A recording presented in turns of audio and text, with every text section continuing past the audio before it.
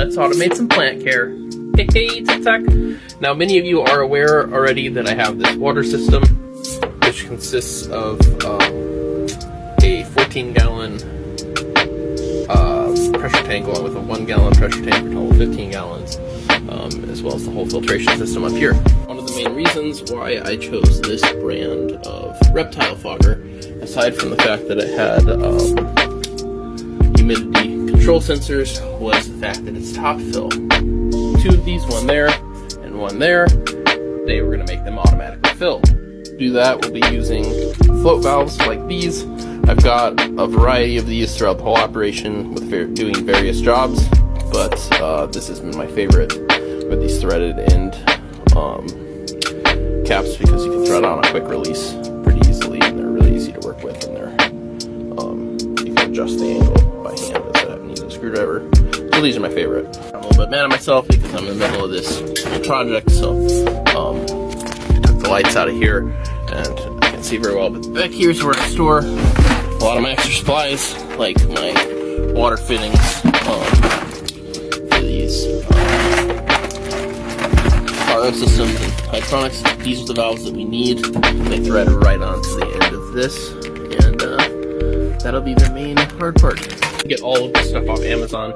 I'm not trying to gatekeep. I don't know what to really even call these. I know that it's you can look up RO float valves and you'll get these. It's really important if you want to do something like this that you get a top fill fogger, and basically that means that it doesn't need the suction inside. I've had humidifiers that if you poke a hole in, they won't work anymore. The first thing to note is you have to have this fit in there, so there's only a few locations that it can fit.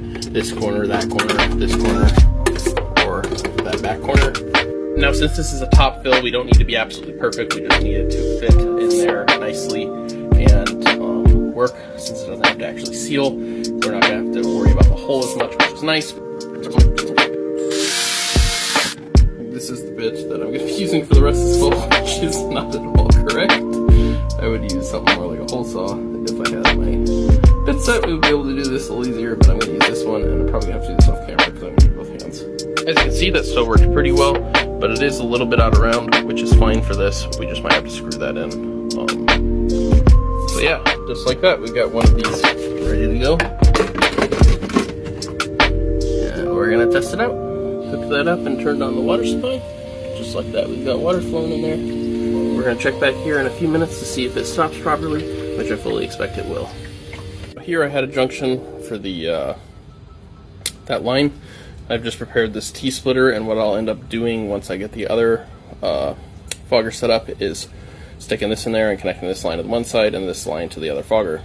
Just like that, we can see that it stopped properly. It's only half full, but that's only as full as it needs to be, since this is going to continuously drain and refill, saving us a bunch of time. However, I will notice that I didn't tighten that fitting down quite enough, so I'm going to fix that, obviously, because we don't want leaks, overfills, etc. Just like that, we got our second fogger filling. Fix the leak on this first one, ran both of the hoses. Now, the reason I shared all this with you is because when you keep components like this on hand, readily available, it gives you a lot of tools, and I cannot tell you how many times having all of these on hand has helped immensely with me automating a lot of my plant care. I'm Botanical Bob. Like and follow for more plant stuff.